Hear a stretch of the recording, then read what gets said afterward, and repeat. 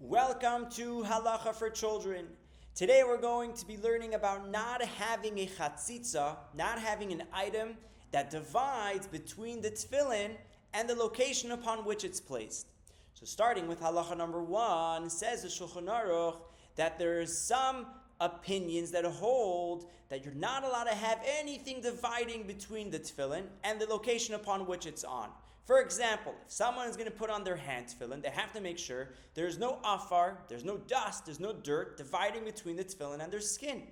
And so too with their head tefillin, they have to make sure there's nothing dividing between the tefillin itself and his hair. For example, there can't be any dead lice, because the Torah says that the tefillin needs to be al yadcha, directly on your hand, and bein einecha, directly between your eyes, with nothing dividing the tefillin and the location upon which it's on.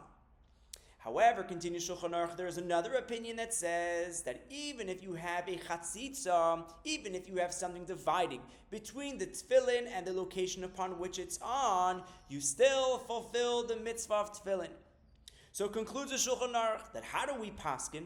How do we rule? Ideally, a person should have nothing dividing between their tefillin and the location upon which it's on. However, if there is a great need, then a person can rely on the lenient opinion.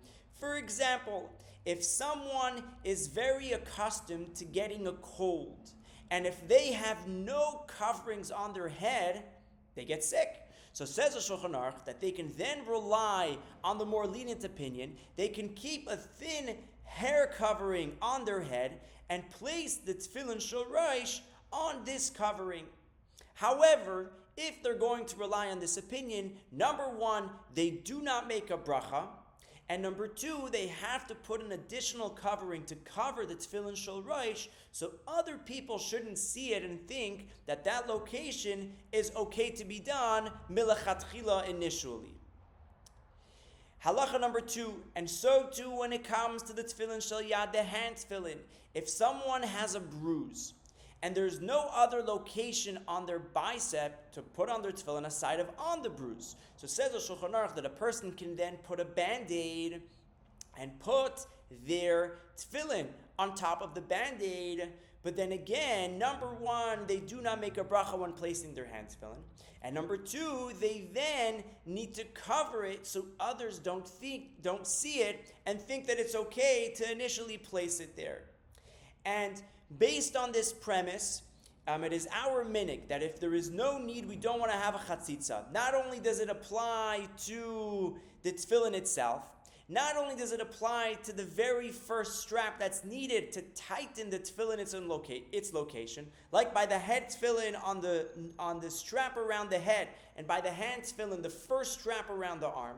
But even by all of the straps, we try to do our best that there should be no chatzitza. So for example, if someone has a watch, we should remove the watch before strapping the tefillin. And so too on our heads, we should make an effort not to have long hair for it not to be a chatzitza from the proper location upon which it's supposed to be on.